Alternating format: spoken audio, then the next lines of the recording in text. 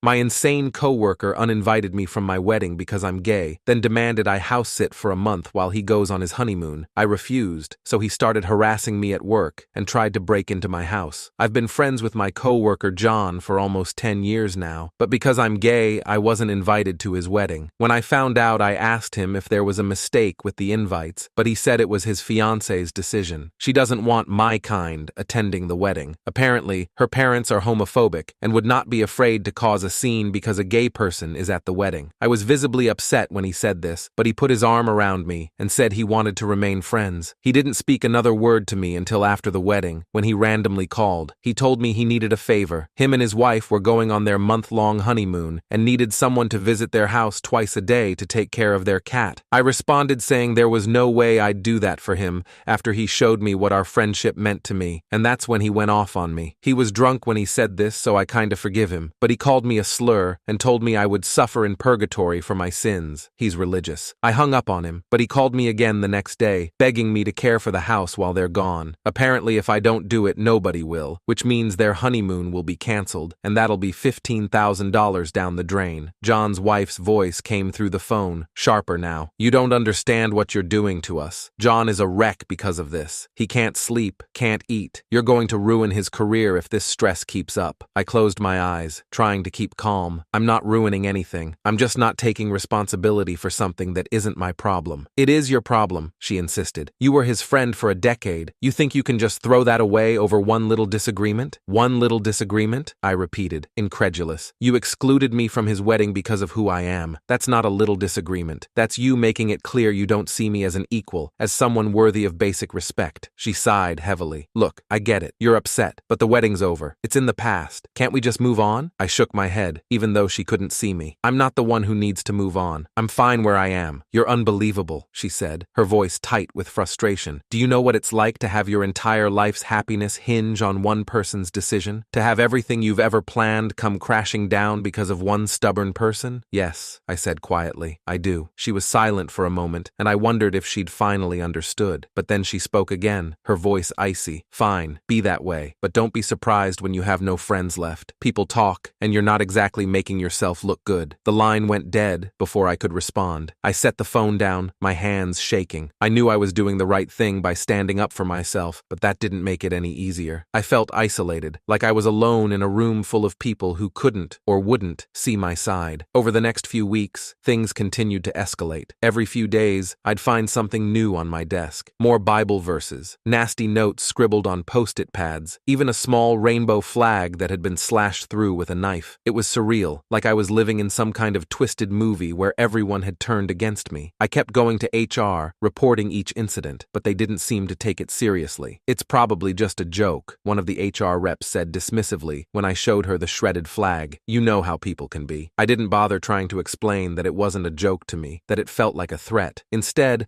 I started documenting everything myself. I took pictures of the notes, kept a log of every conversation I had with HR. Every time John or his wife tried to contact me, it felt paranoid, but I needed to protect myself. I couldn't trust anyone else to do it. One evening, after a particularly rough day at work, I came home to find my front door ajar. I froze on the threshold, my heart pounding. I knew I'd locked it when I left that morning. Slowly, I pushed the door open and stepped inside. The living room was in chaos. Furniture was overturned, papers strewn everywhere, and a large, ugly slur was spray-painted across the wall. I backed out of the house, my hands shaking as I fumbled for my phone. I dialed 911, trying to keep my voice steady as I explained what had happened. The dispatcher assured me that officers were on their way, but it felt like an eternity before I saw the flashing lights of a patrol car pull up to the curb. The officers were calm and professional as they took my statement, but I could tell they didn't really believe me when I said I thought it was connected to my situation at work. Do you have any proof that your coworker is involved? One of them asked. No, I admitted, feeling a wave of helplessness wash over me. But I know it's him, or his wife. The officer nodded, jotting something down in his notebook. We'll look into it. In the meantime, you might want to think about staying somewhere else for a few days, just to be safe. I nodded numbly, watching as they dusted for fingerprints and took pictures of the damage. By the time they left, I felt completely drained. I spent the night at a friend's house, lying awake on their couch, staring at the ceiling and wondering how my life had come to this. The next morning, I called in sick to work. I couldn't face John, couldn't deal with the whispers and the stares and the endless feeling of being under under siege. Instead, I spent the day making arrangements to have my locks changed, looking into security cameras, and trying to figure out what I was supposed to do next. That afternoon, I got another call from John. I stared at the phone for a long time before finally picking up. "Why are you doing this to me?" he demanded, his voice raw and angry. "Why are you trying to destroy my life?" "I'm not doing anything to you, John," I said, my voice shaking. "I'm just trying to protect myself." "Protect yourself?" he repeated, incredulous. "From what? I'm not the one breaking into your house." "How do I know that?" I shot back. "You've been harassing me for weeks. You or your wife, it's the same thing." He let out a harsh laugh. "You're paranoid. You always have been. No wonder you can't keep friends." I felt a sharp stab of pain at his words, but I forced myself to stay calm. "I'm not going to argue with you, John. Just leave me alone. I don't want anything to do with you." "Fine," he snapped. "But don't say I didn't warn you. People like you always end up alone." He hung up, and I sat there, staring at the phone in my hand. I felt hollow, like I'd been scooped out and left empty. I knew I'd done the right thing by standing up for myself, but it didn't feel good. It felt like I was losing everything. Over the next few days, I started looking for a new job. It wasn't easy. I'd been at my current company for almost a decade, and the thought of starting over somewhere else was terrifying. But I couldn't stay. Not with John and his wife there, not with the constant harassment and the feeling that I was always looking over my shoulder. I went to a few interviews, trying to stay positive, but it was hard. I felt like I was in a fog, like I was moving through my life on autopilot. I kept thinking about all the years I'd spent at my current job, all the memories I had there. It was painful to let go, but I knew I didn't have a choice. Then, one day, I got a call from HR. They wanted to meet with me about my complaint. I felt a flicker of hope as I walked into the conference room, but it quickly died when I saw who was there. John, his wife, and a stern-looking HR manager I'd never met before. "We've reviewed your complaint," the manager said, her voice brisk and professional. "And we've spoken with John and his wife. They've both denied any involvement in the incidents you've described." I stared at her, disbelief flooding through me. "But I have proof. Photos, notes. You've seen them." She nodded, but her expression didn't change. "We've considered all the evidence, but there's nothing that directly ties them to the harassment." I felt like I'd been punched in the gut. "So what are you saying? That it's all in my head?" "We're saying that without concrete evidence, there's nothing more we can do." She glanced down at the folder in front of her. "However, we can offer you a severance package if you choose to resign." I felt cold all over. "You want me to quit?" "We're giving you the option," she said smoothly. "We understand that this has been a difficult time for you, and we want to support you in making the best decision for your mental health and well-being." I looked at John, who was watching me with a blank expression, his wife smirking beside him. I felt a surge of anger, but it was swallowed up by a wave of exhaustion. I was so tired of fighting, so tired of trying to prove myself to people who didn't care. "I'll think about it," I said finally, standing up and walking out of the room. I felt their eyes on my back as I left, but I didn't look back. That night, I sat in my living room, staring at the offer letter they'd emailed me. The severance package was decent, enough to tide me over for a few months while I looked for something new, but accepting it felt like admitting defeat, like letting John and his wife win. I thought about everything that had happened over the past few months, the way my life had spiraled out of control, the constant fear and anxiety that had become my new normal. I knew I couldn't keep living like this, but I also knew I couldn't just walk away without a fight. The next day, I called a lawyer. The legal process was slow and frustrating. My lawyer explained that workplace harassment cases were notoriously difficult to prove, especially when the perpetrators were careful not to leave a direct trail. But we built our case piece by piece, gathering evidence, documenting every incident, every interaction with HR. It was exhausting, but it felt good to be doing something, to be fighting back. Meanwhile, I continued to work, keeping my head down and avoiding John and his wife as much as possible. I knew they were aware of the lawsuit, but they didn't say anything to me directly. Instead, the harassment escalated. My car was keyed, my tires slashed. I found dead animals on my doorstep, their bodies mutilated and bloody. Each time,